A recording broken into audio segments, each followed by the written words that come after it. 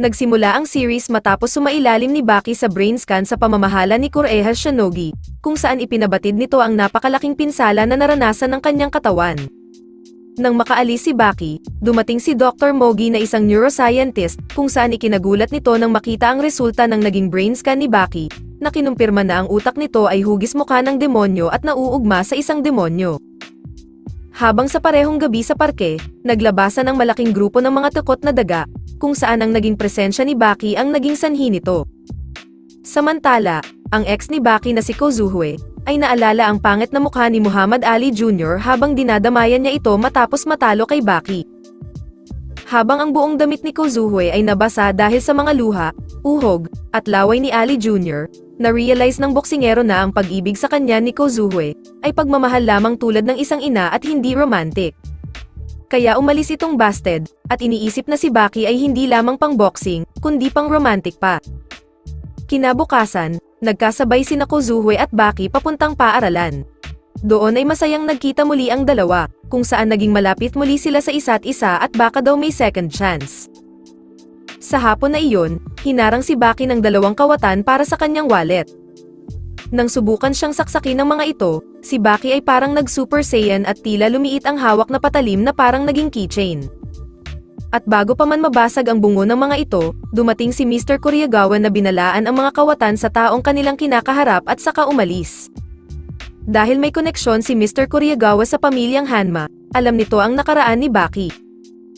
Naalala nila ang gabing matalo si Baki sa kanyang ama na si Yujiro, na nagdulot sa malagim na pagkamatay ng kanyang ina sa harap ng kanyang mga mata. Nag-usap rin sila kung paano nagkakilala ang mga magulang ni Baki, na kung saan matapos ikasal ang kanyang ina sa mayaman na si Aoichi Akizawa, ay pinatay ito ni Yujiro upang agawin at maging ina ng kanyang anak. Binanggit ni Mr. Koreagawa kung paano palaging nag-aasam ng pagmamahal ang kanyang ina kay Yujiro, habang ang tingin niya lamang kay Baki ay isang instrumento at ginawang regalo para mahalin siya ni Yujiro. Subalit ang nais lamang ni Yujiro mula sa kanyang ina ay palakihin si Baki na maging malakas upang labanan siya at wala ng iba. Kaya't nang sisihin siya ng kanyang ina dahil hindi siya magawang mahalin ni Yujiro, ay pumayag si Baki na labanan ng kanyang ama upang sa gayon ay mahalin din siya ng kanyang ina. Ginamit ito ni Mr. Koreagawa upang ipakita ang pagiging makasarili ng kanyang ina at kung paano ito nakaaapekto kay Baki, kung saan layunin niyang huwag ng kalabanin ni Baki si Yujiro para ipaghiganti ang kanyang ina. Ngunit nang ikwento ni Baki noong magawa siyang ipagtanggol ng kanyang ina matapos siyang atakihin ni Yujiro, ay para sa kanya, ay sapat na iyon upang malaman niyang mahal din siya ng kanyang ina at maging rason upang maging malakas at mabuhay. Naunawaan na ni Mr. Koreagawa ang motibo sa likod ng mga kilos ni Baki, kung saan hindi ito lumalaban para magpakitang gilas sa kanyang ama o ipaghiganti ang kanyang ina, kundi bilang pasasalamat sa ginawa ng kanyang ina noong araw na iyon. Samantala, binisita ni Yujiro si Olivia sa kanyang mansyon kulungan. Matapos nila pag-usapan ang naging laban sa pagitan ni Pickle at Baki, binigyan kaagad ni Yujiro ng isang solid si Olivia na ikinatalsik nito. Muling sumugod si Olivia, ngunit mabilis lamang itong tinalo ni Yujiro gamit ang malalakas na kamay nito. Sa kabilang dako, iniaalok ni Tokugawa sa punong ministro ng Japan ang malaking halaga ng pera bilang kapalit ng pagsang-ayon nito, para sa laban sa pagitan ni Baki at Yujiro. Dahil hindi maintindihan ang kahalagahan ng laban at walang kaalaman tungkol kay Yujiro, tinalakay niya ang usapin sa kanyang dalawang gabinete. Sinabi ng defense minister sa kanya kung paano minsang inatake ni Yujiro ang dating prime minister, na madaling tinalo ang 100 pulis na nagbabantay dito. Habang ang Secretary General ay tinawag na malakas na tao si Yujiro na kayang gawin ng anumang bagay, at hinahangaan ng bawat kalalakihan.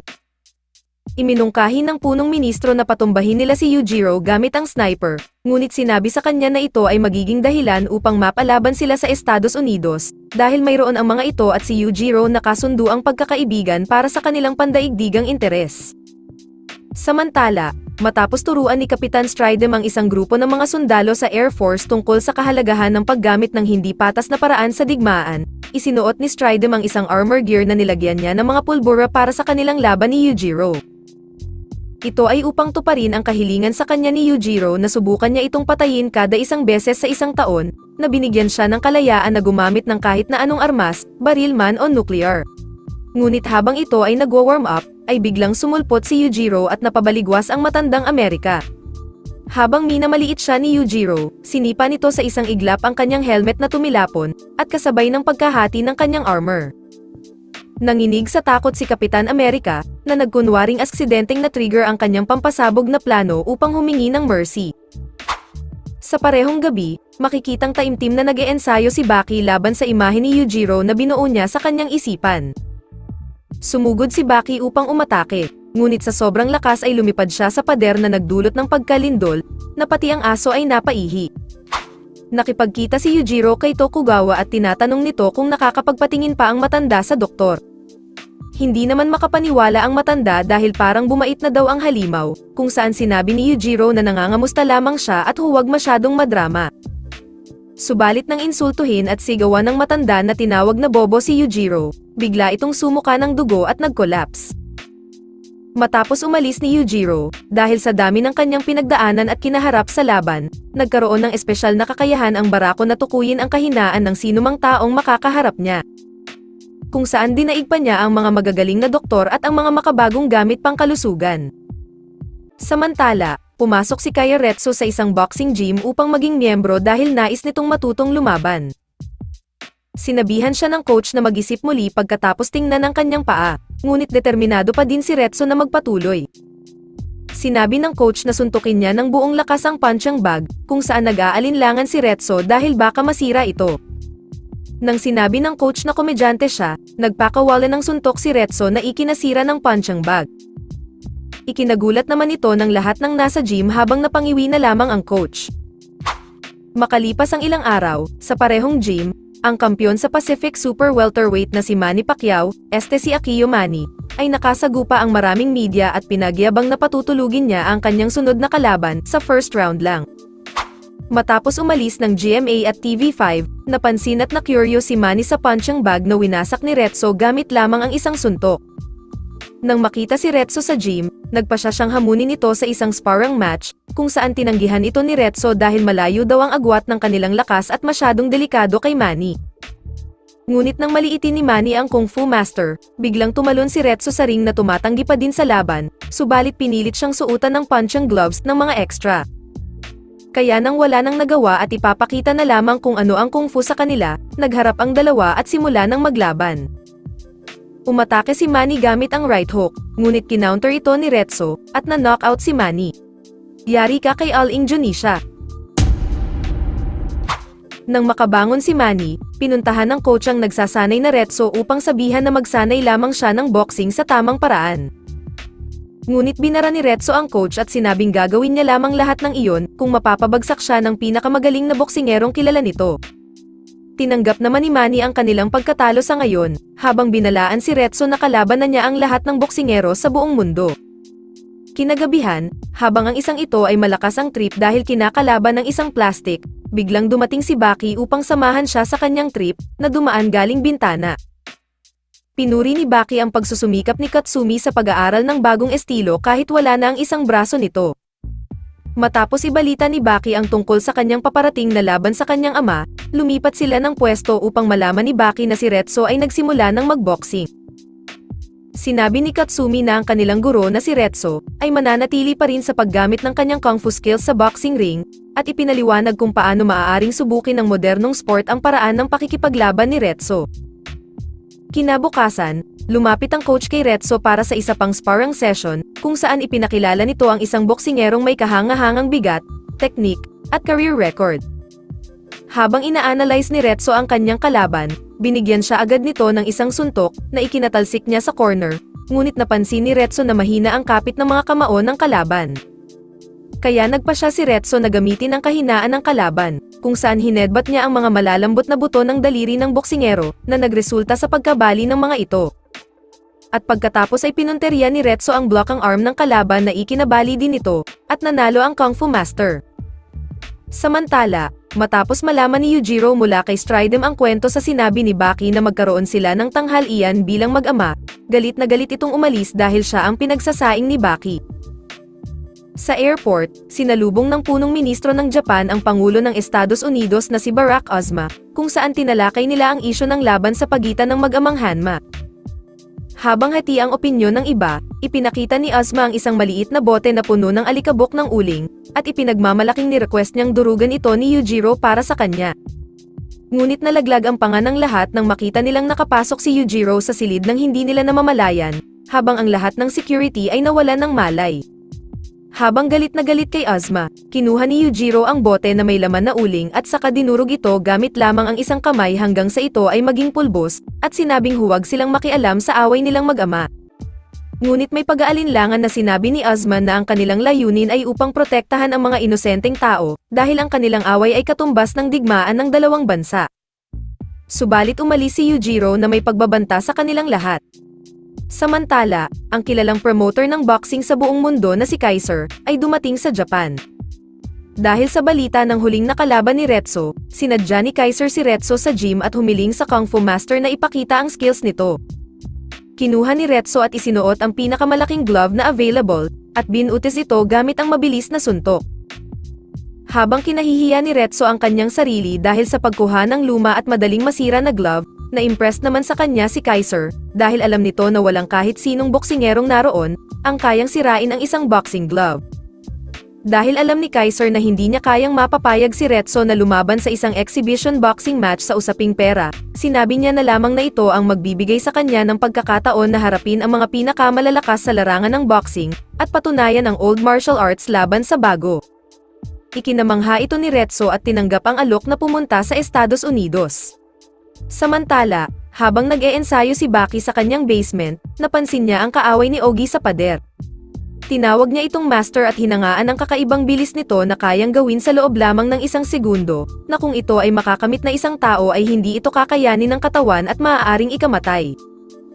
Ngunit nalaman ni Baki na ang bilis ng kamag-anak ni Master ay nagmumula sa fluid sa kalooban nito at hindi sa matibay na kalamnan. Kaya ni-relax ni Baki ang kanyang katawan na parang natunaw, at gumalaw ng sobrang bilis na pati ang kanyang pawis ay naiwan. Nang makarating sila sa Las Vegas, napanood ng tatlo ang tagumpay ng isang former champion. Habang iginagawad ang tagumpay, tumayo si Kaiser at biglang pumasok sa ring. Kinuha nito ang mikropono upang gumawa ng malupit na entrance para sa pumasok din na Kung Fu Master sa ring, at inabisuhan ang lahat na ang kanyang Kung Fu ay ang pinakamalakas na kalaban ng boxing. Ngunit ang former champion na si Andrei Velev ay nagalit sa ginawang panghihimasok ni Kaiser sa gabi ng kanyang tagumpay. Dahil doon, ay nagkaroon ng pang-aasar ang dalawang fighter sa isa't isa tungkol sa kanilang pisikal na anyo at kamangmangan sa ibang bagay. Kaya't nang ilabas ni Kaiser ang ilang bloke ng semento upang ipakita ni Retso ang kanyang lakas, tinanggihan niya ito dahil mas gusto niyang wasakin ang mas malaki rito. Kaya winasak na lamang ni Andre ang bloke ng semento gamit ang isang suntok, ngunit sumagot naman si Retso nang gawin niyang pulbos ang natitira. Matapos mapagpasyahan ang kanilang laban, nagkaroon sila ng press interview kung saan sinagot ni Retso ang ilang mga tanong tulad ng kawalan ng record ng kanyang mga laban at kung paano naputol ang kanyang paa. Nang makabalik sa hotel, naiinis ang pandak na coach sa ginawang pagsang-ayon ni Retso sa laban nang walang kahit anumang boxing record, dahil para sa kanya ay kawalan ito ng respeto sa boxing. Kaya sinuntok nito si Retso upang ma-realize kung gaano kabilis ang suntok ng isang boksingero, at nangot siya dahil hindi niya nailagan ito. Subalit nang makita nito na na-dislocate pala ang kanyang ibabang braso, ay humingi ng paumanhin si Retso dahil sinadya niyang hindi ilagan ang suntok ng coach, at humiling na sana maintindihan nito ang kanyang damdamin pagdating sa martial arts. Sabay sabi ng Sheshe. Nang dumating ang gabi ng kanilang laban, nagpakita agad ng pag-arteng nagagalit si Velev upang ma-hype ang mga tao, ngunit para kay Retso, ay nagmumukha lamang itong tanga. Nang tumunog ang bell, nagpakita agad ng bilis si Velev kahit sa ganong laki niya, habang inaasahan naman na ito ni Retso. Kaya pumunta si Retso sa corner upang kumuha ng suporta sa mga lubid, habang pinuna naman ito ng referee dahil sa pag-squat niya sa laban at hindi man lamang umaatake. Nang paalisin ni Velev ang referee, sumugod siya kay Retso, subalit tinakpan nito ng 2 beses ang kanyang paningin na nagdulot sa kanya ng kalituhan, hanggang ginamitan siya ni Retso ng 1-inch punch upang mag-night-night siya. Agad na sumikat ang ginawang pagpapatulog ni Retso sa dating champion, kung saan bilang reward ay inutusan ni Kaiser si Retso na kunin ang kanyang $2 milyong. Tinanggap naman ito ni Retso, ngunit dahil kabastos-bastos ang nakapatong na boots ni Kaiser sa lamesa, ay sinipa niya ang eyeglasses nito at inutusan na ito ang kumolekta ng pera para sa kanya. Dahil sa takot, ay pinaghanda pa siya ni Kaiser ng isang limousine para sa kanyang masasakyan. Sa tirahan ni Baki, naghahanda siya ng 2 tasa ng kape dahil nararamdaman niyang pupunta ang kanyang ama. Ngunit napagtanto niyang nakaupo na ito sa harap ng lamesa habang binati naman niya ito. Habang iniisip ni Baki ang mga maaaring mangyari, tinanong siya ni Yujiro kung bakit siya natatakot sa kanya. Inamin naman ni Baki ang kanyang takot, paggalang at pagkapuot sa kanyang ama, ngunit sinabi niya na hindi dapat sila maglaban dahil mag-ama sila. Gayunpaman, alam niya na darating ang araw na may maliit silang pagtatalunan at doon magsisimula ang kanilang pag-aaway. Nauunawaan naman ni Yujiro ang ibig sabihin ni Baki, kaya ininsulto niya ang kapeng inihanda ng kanyang anak. Ngunit agad naman na humingi ng paumanhin si Baki na ikinagulat ng kanyang ama. Subalit agad naman niyang tinapos ang pagkukunwari at sinabing paanong hindi niya magugustuhan ang kape na kanyang inihanda kung ininom niya lamang ito ng 2 lagok. Kaya nang magdemand si Baki na siya naman ang ipagtimpla ng kape ng kanyang ama, ito ay agad na nagpagalit kay Yujiro at pinunit ang lamesa sa 4 na parang papel, habang sinasabi na kailangan ni Baki siyang puwersahin upang gawin ito. Nang umalis ang kanyang ama, biglang lumabas si Baki at sinabing dahan-dahan lang dapat ang pagsara ng pinto. Ito ay ikinainis na naman ni Yujiro, subalit napagpasyahan niya na lamang na umalis. Habang nanginginig sa takot, napagtanto ni Baki na kung mangungulit pa siya, ay papaluan na siya sa puwet ng tatay niya. Sa sumunod na araw, nakasalubong ni Baki si Shiba Chihiro at hinahamon siya nito sa isang laban. Habang naguguluhan si Baki, agad na sumugod ito ngunit madali din naman siyang na-counter ni Baki. Sa isang flashback, ipinakita naman na si Hanayama ang nagpadala kay Chihiro upang labanan si Baki nang walang anumang binanggit na dahilan. Nang bumangon si Chihiro ay muli itong sumugod kay Baki, ngunit binigyan ito ng combo ni Baki na nakatama din naman ng isa sa kanya. Samantala, pinapanood ni na Kaiser at Retso ang kanyang sunod na makakalaban na si Joe Smoke Cruiser, kung saan inihalin tulad ang estilo ng pakikipaglaban sa isang usok. Habang pinag-uusapan ni Retso at ng kanyang coach si Joe Cruiser, biglang dumating si Muhammad Ali Sr. Naparito ito upang sabihan si Retso na umurong na sa laban nila ni Joe Cruiser, dahil hindi siya mananalo. Sinabi ni Ali Sr. na ang mga atake nito ay parang usok na nagpapabulag sa mga kalaban, bago ito magbigay ng malakas na finisher. Ngunit determinado pa din na ituloy ni Retso ang laban. Nang magsimula ang kanilang laban, kahit nagagawang masalag ni Retso ang mga pag-atake sa kanya ni Cruiser, ay ramdam niya na parang may mga patalim na tumutusok sa kanyang katawan. Hanggang sa naloko na at bumagsak ang Kung Fu Master. Habang iniisip ang suntok na tumama sa kanya at iba sa pinsala mula sa mga suntok ni Baki at Pickle, natuklasan niya na ito ay dahil sa gloves. Dahil sa karagdagang bigat nito at ang lakas ng isang boksingero, ito ay nagiging isang sandata para sa kanila. Nang bumangon si Retso ay natutunan niya ang mga technicalities ng boxing, ngunit hindi niya na alam ang gagawin niya dahil sa dami ng pinsalang natamo niya.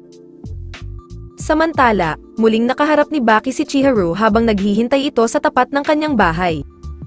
Kahit ayaw siyang kalabanin ni Baki dahil wala naman silang dahilan upang maglaban, sumugod na naman ito ngunit sinampal lamang ito ni Baki na dumapa kasama ang ilong. Makalipas ang ilang minuto, narinig ni Baki si Chihiro na nag-uunat-unat para sa sunod nilang laban, kaya nagpasya na siyang turuan ito ng leksyon. Ngunit bago buksan ni Baki ang pinto, ay sinuntok siya sa mukha ni Chihiro at pagkatapos ay saka siya inihagis palabas. Ito ay nasundan ng ilang pag-atake, habang hinahangaan niya ang lakas ng fighting spirit ni Chihiro. Habang nahihilo pa din sa nangyari, ginamit naman ni Retso ang kanyang pakiramdam upang ilagan ang atake ng kalaban. Naalala naman ni Retso ang turo ng kanyang master sa isang anak ng tokwa na nakalagay sa isang bowl, kung saan nang tamaan ng panlabas na puwersa ay madaling nawasak. Ngunit nang tapikin ito at inikat sa parehong direksyon, ito ay nananatiling maayos at buo. Kaya ginamit ni Retso ang teknik na ito upang bawasan ang pinsala. Ngunit binago din ni Cruiser ang kanyang teknik, at nag-ala Dempsey roll ito at nagsimula itong magpaulan ng sunod-sunod na suntok. Kahit alam ni Chihiro na hindi siya mananalo, muli siyang sumugod ngunit sa pagkakataon na ito, ay ang kanyang mga atake ay hindi na umepekto pa sa parang malabakal na katawan ni Baki, at siya ay bumagsak ulit. Ngunit nang iwan ito ni Baki at maghintay ng ilang minuto, tinignan niya muli ito at napagtanto na dadali na naman ito. Kaya nang makasalubong niya muli si Chihiro galing sa pamimili, ay binanatan niya agad ito habang inasar na ipapakita niya ang Chihiro style. Nang mainis dito si Chihiro, ay muli itong sumugod kay Baki ngunit imbis na umilag, ay sinalo ito ni Baki ng kanyang mukha na ikinadulot ng pagkabali ng mga daliri ni Chihiro. Muli siyang umatake, ngunit gamit ang malakas na impact ay binali naman ni Baki ang kanyang kaliwang binti.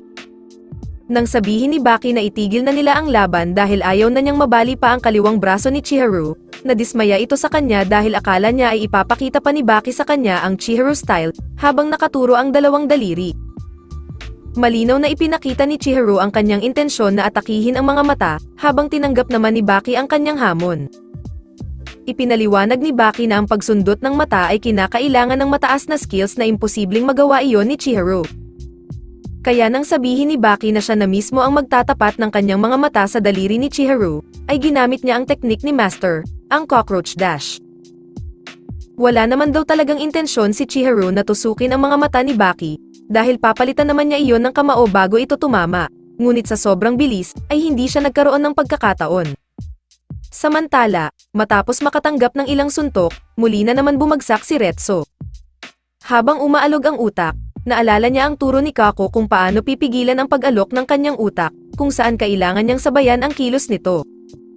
Dahil nauubos na ang oras, sinuntok ni Retso ang kanyang ulo sa tamang timing upang maibalik niya ang kanyang pandama.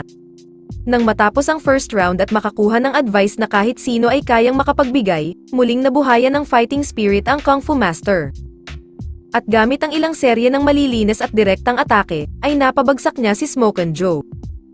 Nang makabangon si Cruiser, agad na ginamit ni Retso ang ilang pamilyar niyang mga teknik at pag-atake sa ere, na hindi kayang depensahan ng kahit sino, kung saan nagawa niyang mapabagsak muli ang Amerikano.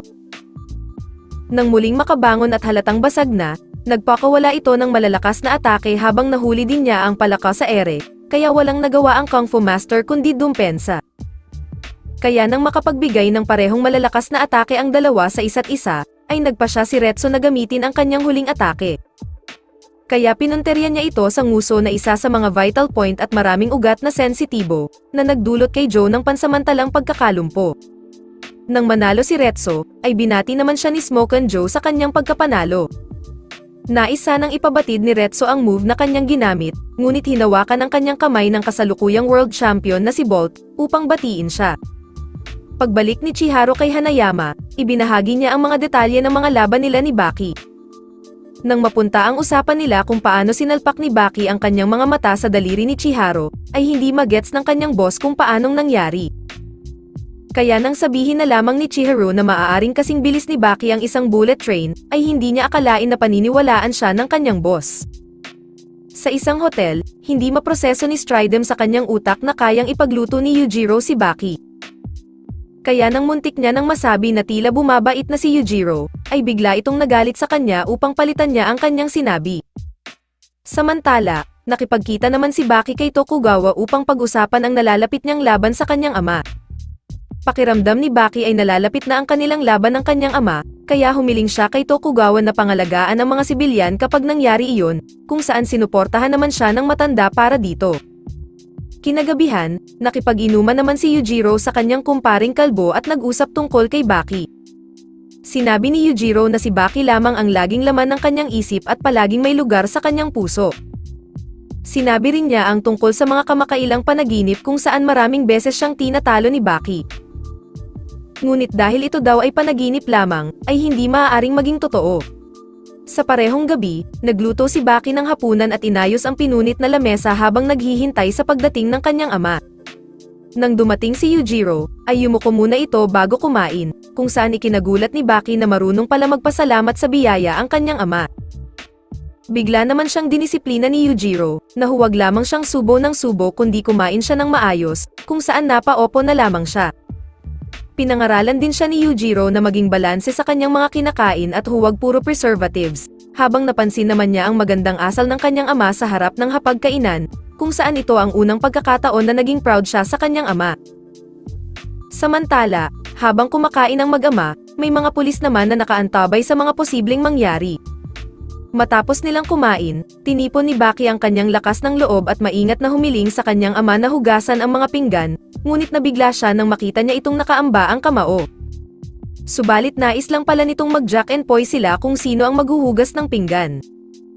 Ngunit nang magsimula sila at klarong nanalo si Baki, ay inipit ni Yujiro ang kanyang kamao at puwersa ito upang maging isa itong ganap na papel, habang sinabing may mga gunting sa mundo na kayang gupitin ang mga bato. Habang nagmamatsyag ang mga pulis, nakita sila ni Yujiro na biglang nawala at napunta sa harap nila. Kinwelyuhan niya ang isa upang takutin, habang himalang hindi tinapos at umalis na lamang. Habang si Baki naman ay iniisip ang imbitasyon ng kanyang ama na kumain sila sa labas kinabukasan ng gabi. Habang ang sinuot ni Baki ay parang pangjuding lang at hindi bagay para sa isang sosyal na hotel, sinalubong siya ng manager at ipinakita sa kanya ang reservation. Nang dumating si Yujiro ay agad niyang pinuna ang suot ni Baki, ngunit marahan na ibinalik ito ni Baki na wala naman nagturo sa kanya kung paano maging isang sibilisadong tao, dahil ang itinuro lamang ng kanyang ama ay kung paano maging malakas. Ikinainis ito ni Yujiro na nagdulot ng pagyanig ng buong hotel, ngunit simpleng pinakiusapan niya na lamang si Baki na umupo na. Sinimula ni Yujiro na turuan si Baki tungkol sa mga kaugalian sa hapagkainan na ikinatuwa naman ni Baki, habang kanilang pinagsasaluhan ang mga mamahaling pagkain. Ngunit naging kasing pait ng kape ang sumunod nilang usapan, nang pilitin tanungin ni Baki si Yujiro kung bakit nito pinatay ang kanyang ina, na sobrang ikinagalit naman ng kanyang ama. Dahil gustong malaman ni Baki, ay ginawa niya ang isa sa pinaka-nagpagalit sa kanyang ama, nang sinubukan niyang kwelyuhan ito. Yumanig na naman ang buong hotel at nagkaroon ng crack ang salamin, ngunit kumalma ang ogre at pinadala sa upuan ang kanyang anak. Ngunit habang nakadekwatro pa si Baki, ay napatayo siya nang tawagin ang kanyang pangalan ng tatay niya, kung saan pinalo siya sa puwet na sa sobrang lakas ay kamuntikan na niyang ikahulog sa hotel. Dahil hindi pa doon natatapos ang parusa sa kanya ng kanyang ama, sinubukan nitong hampasin ang palad ni Baki ngunit tinanggal niya ito bago pa man tumama, kaya sinipa na lamang siya nito na ikinalipad niya sa kabilang kwarto. Sinubukan sumugod ni Baki ngunit dinakma lamang ni Yujiro ang kanyang mukha at saka siya dinala sa bintana. Habang masaya si Yujiro sa pagdidisiplina sa kanyang anak, tuluyang nabasag ang bintanang salamin na pareho nilang ikinahulog sa hotel. Bumagsak sila sa isang sasakyan at nagulat ang punong ministro ng Japan na paanong buhay pa sila.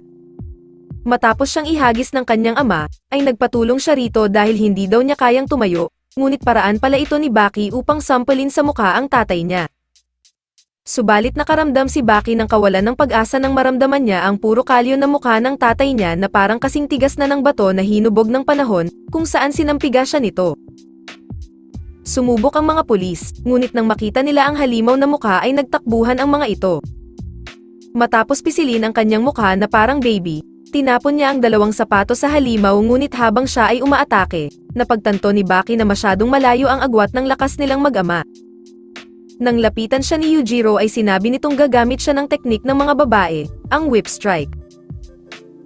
Kaya nang malasap ni Baki ang hapdi ng whip strike sa kanyang likod at binti, ay napahiyaw siya sa sakit na parang hinagupit ng latigo ni Enteng Kabisote. Sinubukan ni Baki ang parehong move sa kanyang ama, kung saan nang makita niya ito ay naglabasan ang mga ugat sa buong katawan.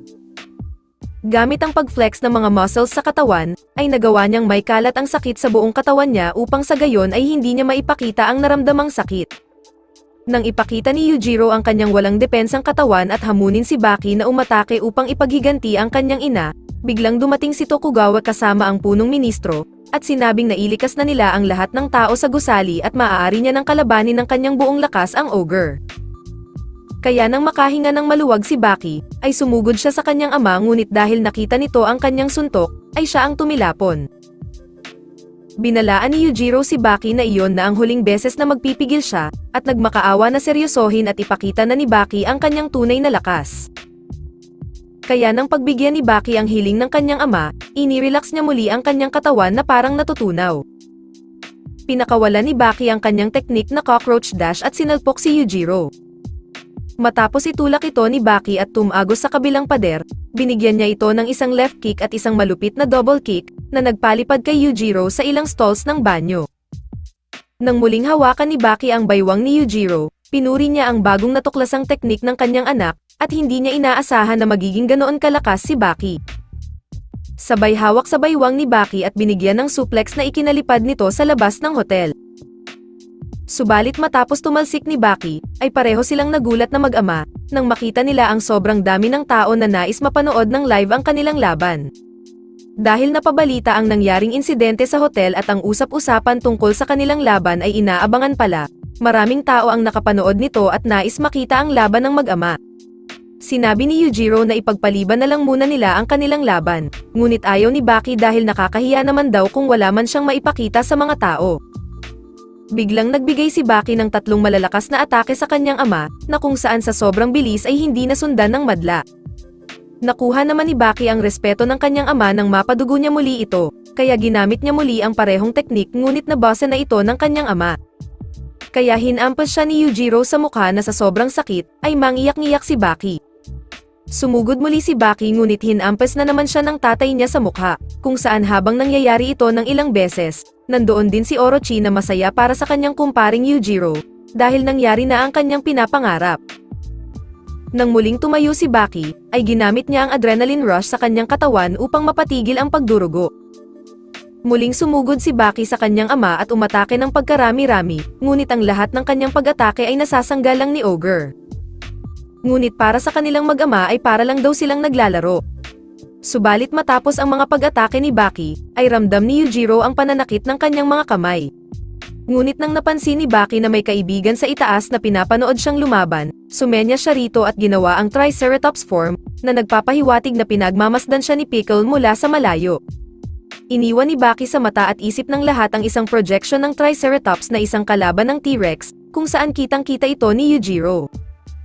Sumugod si Baki ng kanyang buong lakas at itinulak palayo si Yujiro hanggang bumangga sila sa kotse at magawang makaladkad at mapataob ito, kung saan na-impress naman ang maraming tao at si Yujiro sa lakas ni Baki.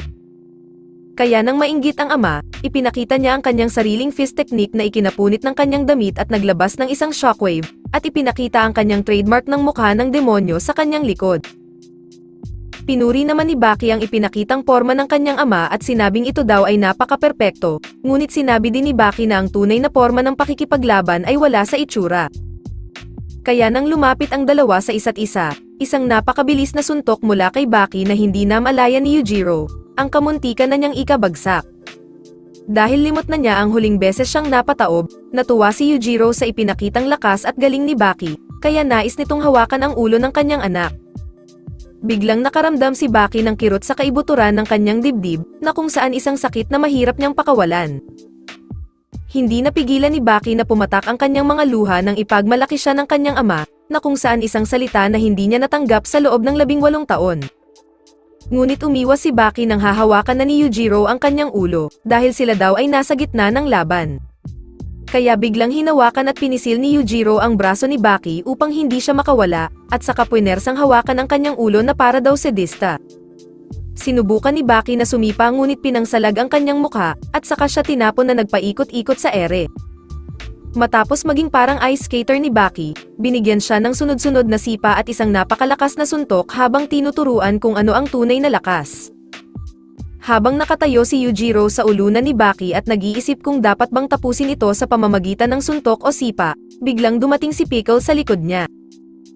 Ngunit biglang sinuntok ito ni Baki na sa sobrang lakas ay natanggal ang ngipin ni Pickle. Si Pickle ay labis na nainis dito, ngunit nang makita ang galit na aura ni Baki, ay naalala nito na tulad sa kalikasan, ay hindi dapat siya makialam sa away ng iba. Kaya si Pickle na 145.5 million years old, ay naturuan ng leksyon.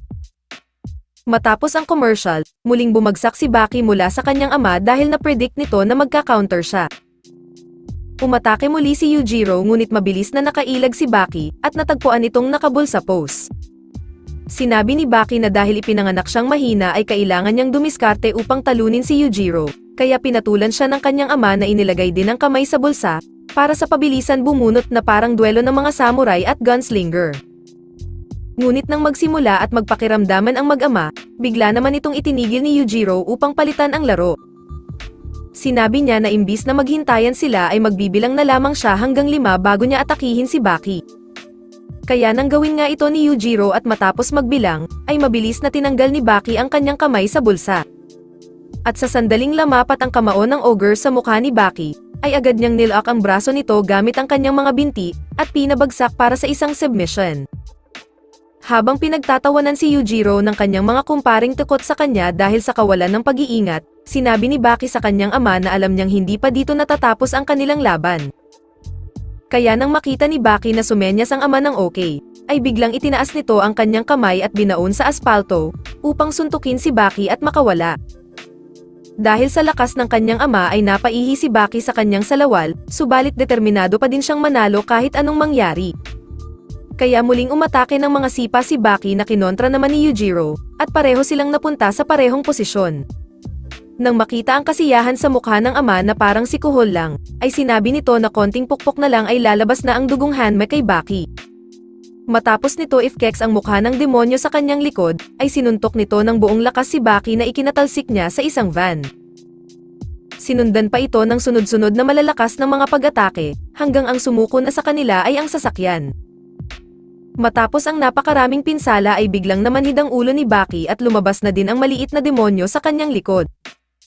Nang magawang makabangon ni Baki at halos sumuko na, ay nanlaki ang mga mata ni Yujiro nang makita ang multo ng kanyang ama, na si Yuichiro Hanma. Habang iilan lamang ang nakakakita sa multo ni Yuichiro, pinaabot nito ang suporta niya sa kanyang apong si Baki at sinabing kaya niyang talunin ang kanyang ama. Ikinuwento nito Kugawa ang laban sa Okinawa noong World War II, kung saan may isang maliit na isla ang inilunsad ang 1,000 toneladang pampasabog laban sa isang solong lalaki, na si Yuichiro Hanma. Matapos ang pag-atake, ay ipinadala ang mga tropa upang sana hanapin at ma-recover ang bangkay ni Yuichiro, ngunit nagulat sila nang makita itong may hawak na isang sundalo sa kanyang leeg. Ikinagalit ito ni General James at nais gamitin ang atomic bomb, ngunit dahil sumuko na ang Japan sa Estados Unidos at nagkaroon na ng kasunduan na hindi na kailanman gagamit ng nasabing pampasabog. Kalaunan, ay tinapos ni Yuichiro ang buhay ni General James nang ibaon niya ang ulo nito sa palapag ng barko. Dahil sa lakas ng kapangyarihan ng Oni, ang lahat ng laman ng barko ay nagtalunan sa dagat, at ito raw ang naging dahilan kung bakit natalo ni Yuichiro ang Amerika. Matapos mawala ni Yuichiro, naalala ni Yujiro ang pinakamahusay na teknik ng kanyang ama, ang dress. Nang patirin at hawakan ni Yujiro ang paa ni Baki, inindayog niya ito sa kanyang balikat at ilalim ng braso. Habang napagtanto ng lahat kung ano ito, sinimulan niyang inindayog ng sobrang bilis ang anak na parang nunchucks, na naglagay ng matinding pressure sa ulo ni Baki. Dahil dito ay lumabas ang dugo sa ibang parte ng ulo ni Baki, lalo na sa kanyang mata na naging dahilan upang maging kulay pula ang lahat ng kanyang nakikita. Nang sabihan ni Ogre si Baki na kung siya nga ay may dugong Hanma, ay kailangan niyang protektahan ang kanyang sarili, kasabay nito ang paghampas ng anak sa sasakyan na parang naging sandata. Habang patuloy siyang ginagawang tsako ng ama, napagtanto ni Baki na nabiyayaan siya ng isang kakayahan, na kung saan sa oras ng ganitong panganib ay nagagawa niyang mag-recover at maprotektahan ang kanyang sarili. Nang muling makatayo si Baki, ay napansin ni Yujiro na may kakaiba sa kanya. Ibinigay ni Baki ang espesyal na regalo sa kanyang ama na isang samurai doll na ginawa niya. Ikinagulat ito ni Yujiro nang malaman niyang ginawa ito ni Baki habang hinahampas niya ito sa matitigas na bagay. Habang napagtanto na hindi niya talaga nagawang masaktan si Baki dahil prinotektahan nito ang kanyang sarili. Nang sabihin ni Baki na natanggap na niya ang tagumpay mula sa kanyang ama, ang kanyang malademonyong utak ay na-activate at tila biglang lumakas si Baki. Dahil sa biglang lakas na meron si Baki, tila bumaliktad na ang lamesa para sa kanilang mag-ama, nang nagagawa ng makasabay ni Baki sa Ogre at mabigyan ng magandang laban. Initlugan niya ito na nagpangiwi sa papa, at binigyan ng malakas na axe kick sa mukha na tuluyang ikinabagsak ng kanyang papa. Nang muling tumayo si Yujiro na parang ngiting aso, kinilala niya si Baki bilang tunay na isang Hanma, habang masaya siya na naging mag-ama sila. Nang muli siyang suntukin ni Baki ng isa pang malakas sa kanyang tiyan, ay pinuri niya ito dahil ngayon na lamang daw siya nakatikim ng ganoon kalakas na suntok. Sinabi ni Ogre na naglakbay siya sa buong mundo upang hanapin ang karapat-dapat na kalaban para sa kanyang pangarap, ngunit hindi niya akalain na matatagpuan niya lang pala ito sa kanyang itlog. Sa gitna ng kanilang pag-uusap, biglang lumitaw si Kozuhue na pinapatigil sila sa kanilang laban. Pinuna nito ang kanilang away, dahil pagkatapos daw ng aksyon ay biglang drama naman, na nakakabagot daw panoorin. Naiintindihan ni Baki si Kozuhue, ngunit ipinaliwanag niya na isa itong tunggalian ng kanilang lakas na mag-ama, na may mga teknik na sa kanila lamang nila pwedeng gamitin at hindi maaari sa iba dahil iyon ay nakakamatay. Muling naglaban ang dalawa kung saan gumamit si Baki ng Aikido gamit lamang ang daliri, na ikinamangha ng iba. Nang makaganti at matagumpay na naitapon ni Yujiro si Baki, naging pagkakataon niya ito upang magpasalamat kay Kozuhue dahil sa ginawa nitong pagpapalakas kay Baki. Ngunit nang tumanggi pa din ang dalaga na umalis habang hindi sila tumitigil maglaban, ay bigla siyang naipit sa mga nag-aaway na maskulado. Ilang libong tao ang nagtipon upang panoorin ang isang bagay na hindi nila kayang magawa sa kanilang sarili. Kung saan napagtanto nilang lahat na ang laban ng mag-amang ito ay hindi away, kundi pinagbuklod. Habang nakaupo si Baki sa balikat ng kanyang ama, masaya siya dahil nangyari ito sa unang pagkakataon at naipakita niya lahat ng kanyang mga sinanay. Ngunit nang maramdaman nila ang pagtatapos ng laban, bumaba si Baki at mabilis niyang binigyan ng suplex ang ama. Subalit mabilis na tumayo si Yujiro, at pinumpyang si Baki na halos mapisat ang ulo. Ngunit matapos yon ay hinawakan niya ang kamay ni Baki at tinuruan bumuo ng kamao. Naalala ni Baki ang unang aral na itinuro ng kanyang ama sa kanya tungkol sa pakikipaglaban, habang nakaposisyon na upang lumaban. Sumugod muli ang mag-ama at nagbigay ng malalakas na suntok sa isa't isa, na gumawa ng malakas na ingay sa gabing iyon. Kinalimutan na nila ang mga tradisyonal na teknik sa martial arts at nagpatuloy na lamang umatake sa isa't isa upang makita kung sino ang pinakamalakas. Palapit ng palapit ang mga taong nanonood sa mag-ama dahil nais nilang tumatak ang malupit na labang ito sa kanilang mga alaala, habang naka-broadcast din ito at nasaksihan sa buong mundo. Kaya ang panganay na si Jack Hammer ay naiinggit dahil paborito ang bunso. Tumigil na si Yujiro sa pag-atake at ibinuka na lamang ang kanyang mga braso habang patuloy siyang binubugbog ni Baki. Ngunit sa tamang sandali, ay niyakap ni Yujiro si Baki ng mahigpit na nagdulot ng pagkabali ng ilang tadyang, habang sa isip ni Baki ay humahanga siya sa kahusayan ng kanyang ama. Habang pinagmamasdan ang anak, nakita ni Yujiro na halos bawat buto sa katawan nito ay nawasak, habang nagkaroon naman ng pagdurugo ang ilang vital organ. Kaya nagpasya na siyang itigil na ang laban at lumakad na palayo, habang nagpapasalamat ang ibang mga tao sa kanyang kahusayan. Ngunit natigilan siya nang biglang maramdaman niyang sinipa siya ni Baki habang nakadapa ito sa sahig. Kahit hindi na masyadong makagalaw, ang fighting spirit ni Baki ay nananatili pa din ang pagnanasa na lumaban, kung saan ito ay nagpalalim ng respeto ni Yujiro sa kanyang anak. Nagsimulang maghati ng imaginary tofu si Yujiro sa kanyang kamay at niluto ang kanyang specialty na miso soup with tofu. Ginamit ni Baki ang kanyang huling lakas upang makaupo at samahan ang kanyang ama sa una at huli nilang hanging midnight snack. Kaya nang sabihin ni Baki na medyo maalat daw ang sabaw, sinabi ni Yujiro na nagkukunwari lang naman sila. Kaya tinaob ni Baki ang lamesa na nagpagalit kay Yujiro, habang sinabi sa kanya na ligtas na siya ngayon. Inamin naman ni Ogre na nagsinungaling lamang siya at na-realize na prinotektahan lamang siya ni Baki kaya tinaob nito ang lamesa. Ipinaliwanag ni Yujiro na ang tunay na batayan ng lakas ay matatagpuan sa kakayahan na tuparin kahit makasarili pa ito. Ngunit dahil nagawang mapagluto ni Baki si Yujiro para sa kanya, ay ibinigay na ni Ogre kay Baki ang titulong pinakamalakas na tao sa buong mundo. Ngunit tinanggihan ni Baki ang titulo dahil ang tunay na panalo ay ang nakatingin pababa sa kalaban, kaya yumuko si Baki, at ibinigay ang panalo sa kanyang ama. Kaya habang nagsisigawan ang mga tao dahil sa magandang naging resulta ng laban, lumapit si Tokugawa at inanunsyo na tapos na ang laban. At dito na nagtatapos ang series, maraming salamat sa panonood.